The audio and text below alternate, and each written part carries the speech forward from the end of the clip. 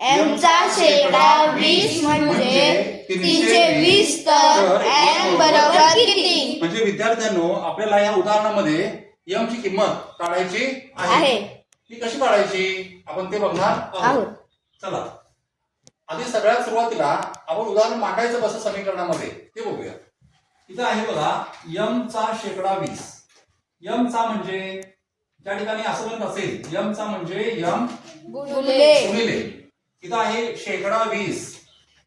शेकडा 20 चा अर्थ काय? 100 पैकी 20. म्हणजेच इथं येणार 20/100. म्हणजे किती होतात? 320 होतात. म्हणजेच बरोबर 320.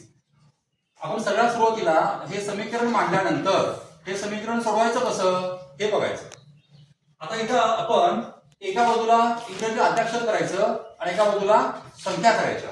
म्हणजेच यम बरोबर इथं 320 आहे, आपण ते 320 घेतलं आणि त्यानंतर ह्या बरोबर चिन्हाच्या त्या बाजूला आपण ही संख्या गुणाकार व्यस्ताच्या रूपानं मांडूया. आता 20/100 चा गुणाकार व्यस्त काय होईल? 100/20 होईल. म्हणजे अंशाची आणि छेदाची आता बदल करायची. म्हणजे ही संख्या त्या बाजूला गेल्यानंतर अशी होईल गुणिले 100/20. आता पुन्हा एकदा आपण इथं भाग घालू शकतो 100 ला 20 न. कसा बघूया. 1 0 गेला, हा 1 0 गेला. या 2 न आपण 10 ला भाग घालू शकतो का? हो. बे के बे पंचे 10. मग आता इथं शिल्लक काय राहिलं? 320 गुणिले 5 मांडा इथे. यम बरोबर 320 गुणिले 5. समजतंय ना? आता आपण इथं 320 गुणिले 5 करूया.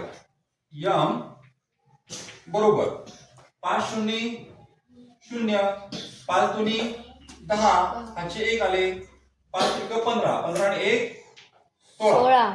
म्हणजे इथं आपण एम ची किंमत काढलेली आहे 1600 आहे. ठीक आहे.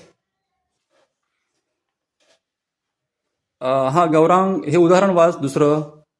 ए चा शेकडा 25 म्हणजे 400, तर ए बरोबर किती? ए बरोबर किती? मग सगळ्यात सुरुवातीला तू काय करशील?